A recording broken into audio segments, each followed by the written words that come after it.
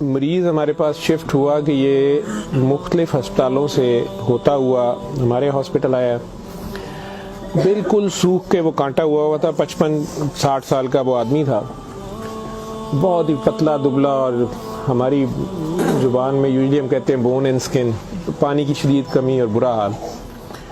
عمر اس کی 55-60 سال تھی. جو اس کے ساتھ ایک ہی لڑکی تھی وہ 20-25 سال کی تھی, اور وہ اپنے آپ کو اس کی بیوی بتاتی تھی. میرے جونیئر ڈاکٹرز نے مجھے راؤنڈ کرایا تو انہوں نے کہا جی کہ یہ فلاں وارڈ سے شفٹ ہوا ہے, اس کو 4 مہینے سے شدید دست لگے ہوئے ہیں, یہ کچھ بھی کھاتا ہے تو اس کو ڈائریا لگ جاتا ہے, اور اس کے سارے ٹیسٹ ہو گئے ہیں, گیسٹروسکوپیاں, انڈوسکوپیاں, بایوپسی, ہر چیز, اس سے کچھ نہیں آ رہا, تشخیص نہیں ہے. لیکن اب اس کی حالت اتنی بگڑ گئی ہے کہ یہ آئی سی یو میں شفٹ ہو گیا ہے, وینٹیلیشن کے لیے ہوا ہے, اور اس کو کوئی دوائی کام نہیں کر رہی ہے. بلکہ میرے ایک جونیئر نے مجھے کہا کہ جس وارڈ سے شفٹ ہوا ہے وہاں کی سینئر ڈاکٹر ایک ہیں, انہوں نے تنزن کہا ہے کہ ڈاکٹر صاحب نے کہا ہے صورت رمان سنانا, تو نہ تو ٹیسٹوں میں کچھ آ رہا ہے اور نہ کچھ آ رہا ہے. 4 ماہ سے ایسے ہے. جو ہسٹری ہوتی ہے, ہم جو ڈاکٹرز کامن چیزیں ہوتی ہیں وہ سارے پوچھتے ہیں. بچوں نے مجھے بتایا, جونیئر ڈاکٹرز نے, کہ نہ شوگر ہے, نہ یہ نہیں, وہ نہیں, فلانی. میں نے کہا کہ اس کا ایڈز کا ٹیسٹ کرا لیں. تو بچوں نے کہا کہ جی پچھلے سال اس کا ایڈز کا ٹیسٹ میو ہاسپٹل میں ہوا تھا, تب بھی اس کو اسی طرح ڈائریا لگا تھا, اور وہ نیگیٹو ہے, اور لیکن پچھلے سال پھر یہ ڈائریا ٹھیک ہو گیا تھا 2-3-4 ماہ کے بعد, پھر یہ بہت بہتر حالت میں ہو گیا تھا, لیکن اب پھر اس کو 4 ماہ سے یہ ہے, اور اب اس کی یہ حالت ہو گئی. اب یہ بے ہوش تھا, وہ خیر وینٹیلیٹر پہ چلا گیا, لیکن میں نے پھر بھی اس کا ایڈز کا ٹیسٹ بھیج دیا کہ یہ بھیجو اس کا.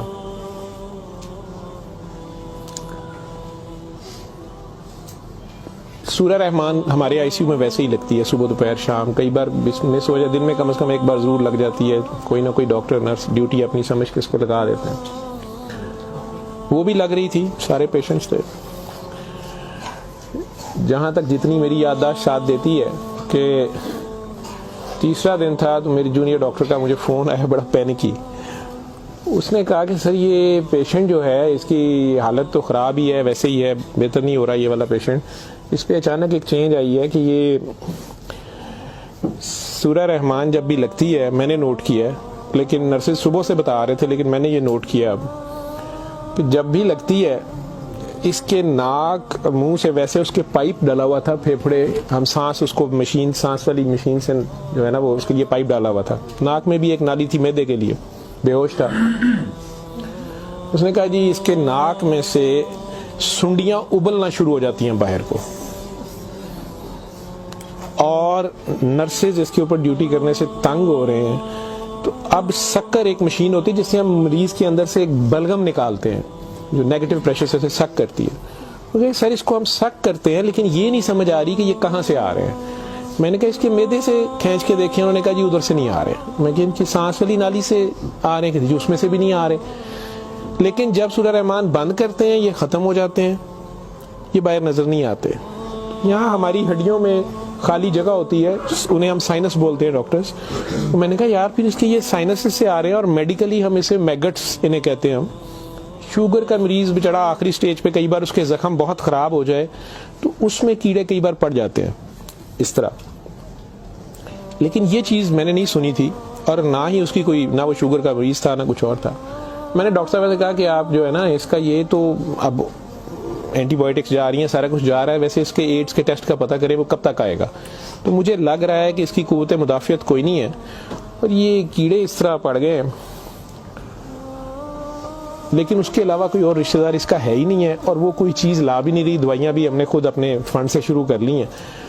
اس کا کرنا کیا ہے؟ اور مسئلہ یہ ہے کہ جس وقت سورہ رحمان لگتی ہے تو یہ کیڑے اس کے اب تو آنکھوں سے بھی کچھ نکلے ہیں, تو اس کے ناک اور منہ سے ابلنا شروع ہو جاتے ہیں. لیکن جب ہم بند کرتے ہیں تھوڑی دیر بعد وہ منہ میں کہیں نظر نہیں آتے. تو ہمارا یہ خیال تھا کہ سورہ رحمان بند کر دیتے ہیں. اس کی بیوی نے بھی کہا کہ یہ تم لوگ پھر بند کرو, پتہ نہیں کیا تم لوگ لگاتے ہو.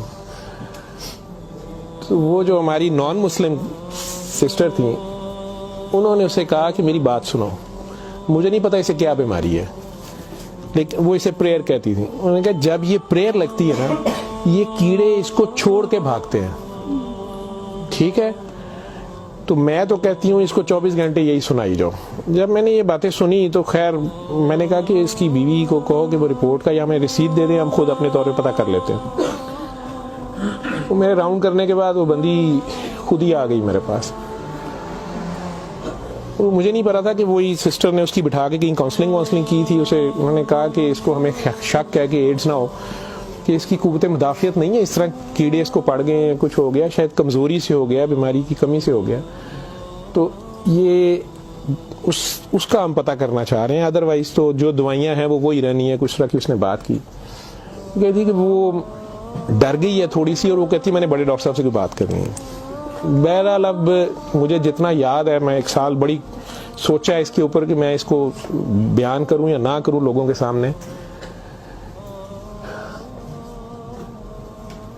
اس عورت نے بڑی خوفناک کہانی مجھے سنائی. جب اسے یہ ڈر پڑا نا کہ اس کو ایڈز نہ ہو اور اس کو نہ ایڈز لگ گئی ہو, اب وہ مجھے کہنے لگی کمرے میں آ کے کہ ڈاکٹر صاحب یہ جو میرا میاں ہے نا یہ اصل میں جادوگر ہے. میں نے کہا آپ نے تو پہلے دن لکھوایا کہ یہ رکشہ چلاتا تھا اور رکشہ ڈرائیور ہے. اس نے کہا جی یہ رکشہ ڈرائیور تو ہے لیکن یہ جادوگر ہے, کالا جادو کرتا ہے, لیکن کرتا قرآن سے تھا. مجھے ہنسی آ گئی, میں نے کہا یہ قرآن سے کالا جادو کیسے ہو سکتا ہے.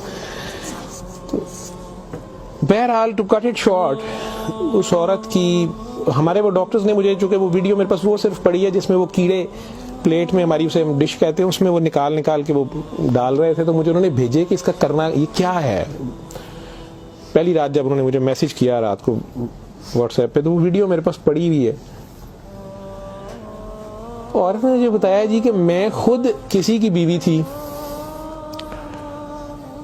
اس کی ماں مجھے بڑا تنگ کرتی تھی اور میں چاہتی تھی کہ یہ میرے انڈر آ جائے. مجھے کسی عورت نے, دوسری نے بتایا, ہمسائی نے بتایا کہ یہ خامن تمہارا غلام ہو جائے گا, تم اس کے پاس چلی جاؤ. باقی تفصیلات میں نہیں جاتا. جو کچھ اس نے مجھے بتایا, اس نے کہا جی کہ یہ اس کا جادو کا توڑ ہی نہیں تھا اور اس کا کام لازمی اس کا ہوتا تھا, یہ جیسے بھی کرتا تھا.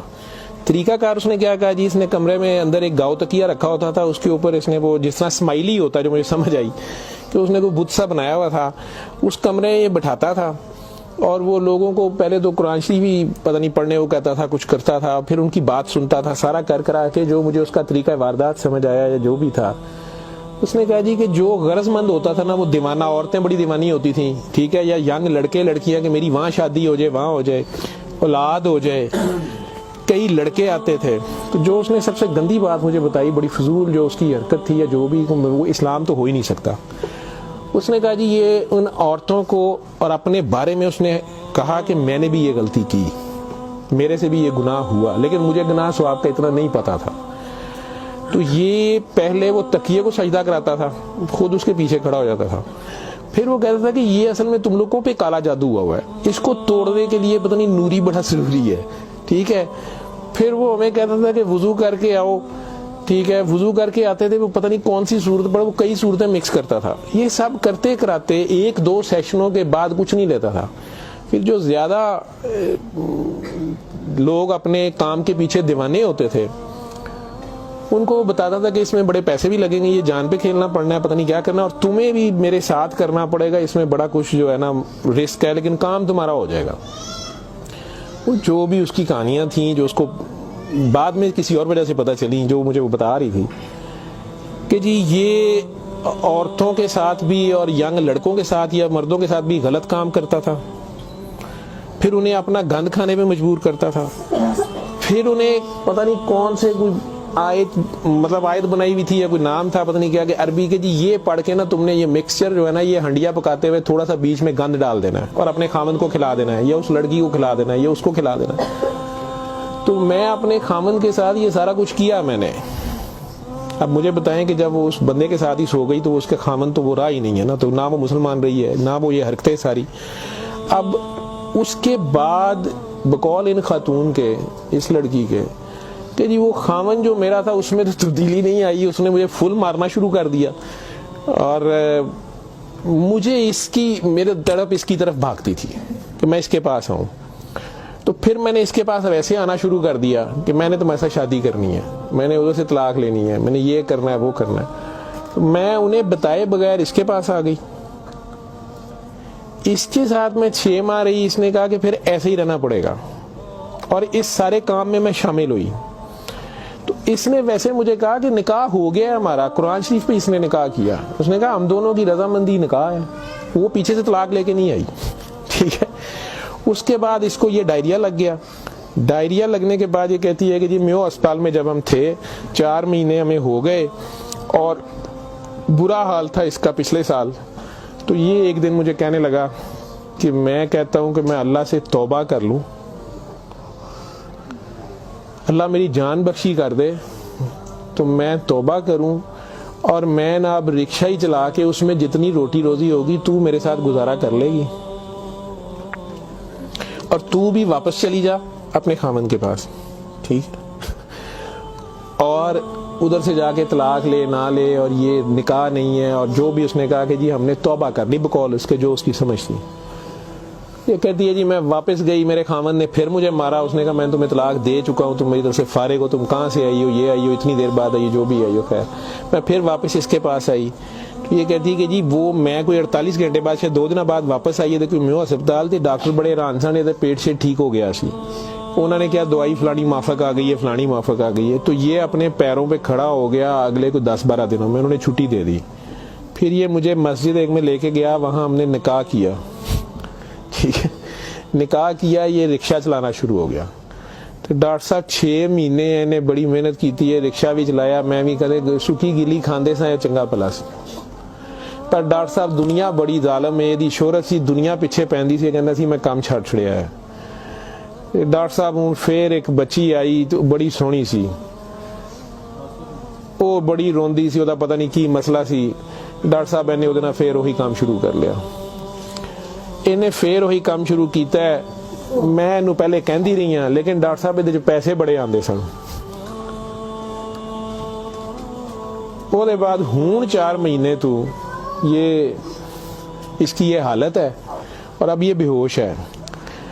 اب میں اللہ سے توبہ کرنا چاہتی ہوں, اللہ مجھے معاف کر دے, مجھے تو سمجھ نہیں تھی, تو مجھے معافی لے دیں. اور اس کا اب کیا بنے گا اور کیا نہیں بنے گا. میں نے یہ کافی بیچ میں سے سینسر کر کے آپ لوگوں کو ساری بات سنائی ہے. اور مجھے کہتی ہے جو کیڑے اس کے اندر سے نکلتے ہیں یہ کیوں آ رہے ہیں, یہ کہاں سے آ رہے ہیں. میں کہ بی بی یہ میں نے اسے سائنسز وغیرہ سمجھایا. میں کہ یہ اس کے بہت زیادہ خون کی کمی ہے, اس کے اندر جراثیم پڑ گئے ہیں, جو بھی. میں ڈاکٹری تو میں اسے اور کیا میں اسے کہتا.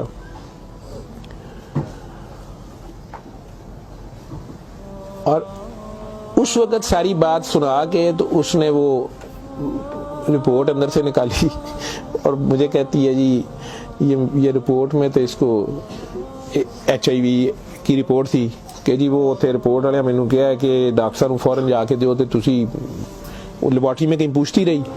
تو انہوں نے کہا جی تسی اتھوں جا کے پوچھو. تو میں دسیا میرے خامن دی, مینوں دسو, نے کہا تسی اپنی بھی کراؤ. تو ڈاکٹر صاحب یہ رات دی میرے کول ہے, تو مینوں تو نہیں بیماری ہوئے گی, میں سورۃ الرحمان سن لا. میں نے کہا جی آپ بھی سنیں, 7 دن سنے, میں آپ کو کیا کہہ سکتا ہوں. 1 دن وہ اور زندہ رہا, بندہ مر گیا. آخر تک اس کے کیڑے وہ آتے رہے اسی طرح. جب بھی وہ سورہ رحمان لگتی تھی وہ ایسے ہوتا تھا جیسے ابلتے تھے باہر کو, ناک سے اس کے, مطلب وہ 1-2 نہیں ہوتے تھے کہ جنہیں آپ پکڑ کے سائڈ پہ کر دیں. میں نے بتایا نا کہ وہ سکر مشین رکھ کے, تو اس سے وہ سکر میں ہم سک کرتے تھے اس کو سارا, وہ مشین میں جاتے تھے, لمبی سنیاں اس کی, ناک سے, منہ سے. اور آخر میں وہ عورت بھی اس کی ڈیڈ باڈی لینے میں بھی تیار نہیں تھی. نہیں جی یہ میں انہوں کتنے دباں گی, یہ وہ. میں کہ نہیں اب اس کو, یہ تو آپ نہیں لے کے جانا, ہم ہاسپٹل سے ہم اور کیا کر سکتے ہیں. اللہ جانے کی سال پرانی بات ہمارے ہاسپٹل میں رہ کے گیا ہے پیش. اول تو مسلمان نہ جادو کر سکتا ہے, اگر وہ جادو والا علم کہیں سے سیکھ بھی لیتا ہے یا اپنے طریقے سے وہ سمجھتا ہے وہ جادو کر رہا ہے, تو وہ مسلمان نہیں رہتا. ایک چیز, قرآن کو ہی لوگ مس یوز کرتے ہیں, ناپاک حالت میں غلط طریقے سے بڑا کچھ کرتے ہیں, اور کئی بار ہم ناسمجھی میں بھی اپنا خسارہ بڑھاتے ہیں, ہمیں سمجھ نہیں ہوتی اور ہم کچھ چیزیں کرتے ہیں. قرآن خود کہہ رہا ہے کہ اس سے مومن کے لیے شفا اور رحمت ہے، اور ظالم اسی میں سے اپنے لیے خسارہ بڑھاتے ہیں۔ اپنی جان پہ ظلم کرنا بھی ظلم ہی ہوتا ہے۔ تو اول تو مسلمان جادو نہ کر سکتا ہے، نہ کسی دوسرے پہ کرواتا ہے، اگر دوسرے پہ بھی کرواتا وہ مسلمان نہیں رہتا۔ جب آپ جادو کے چکر میں پڑیں گے یہ خود شرک ہے، آپ اللہ بننے کی کوشش کر رہے ہیں نا، آپ اپنی مرضی کے ریزلٹس لینے کی کوشش کر رہے ہیں، ٹھیک ہے، مافوق الفطرت طریقے سے، اور پھر اس سے زیادہ بڑی بدبختی کہ اللہ کے کلام کو مس یوز کر کے سارا کر کے، تو وہ مسلمان نہیں رہتا۔ میں نے اس دن بھی بتایا تھا، وہ بچی امریکہ سے جو فون کر رہی تھی آپ لوگوں کے سامنے، یہاں میں نے اسے کلمہ شہادت پڑھایا تھا، اسے دوبارہ کلمہ پڑھوایا تھا کیونکہ اس کو پتہ نہیں تھا، یہاں وہ آئی تو وہ اس سے یہی کام کسی اور نے کروایا، وہ مسلمان رہ ہی نہیں گئی ہوئی تھی، اور خامن سے لڑائی اس کی چل رہی تھی، ان کا آپس میں فساد ہو جاتا تھا، ٹھیک ٹھاک پرابلم میں تھے، صرف اسے دوبارہ سے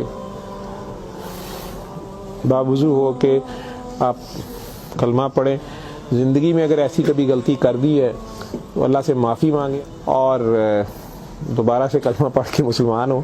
دوسرا، اگر آپ میں سے کسی کو وہم ہے کہ آپ لوگوں پہ جادو ہے تو کسی بابے کے پاس جانے کی ضرورت نہیں ہے۔ یہ تو فٹافٹ آپ لوگ کہتے ہیں کہ جادو برحق ہے، اور جی جادو نبی کریم صلی اللہ علیہ وسلم پہ بھی ہو گیا تھا۔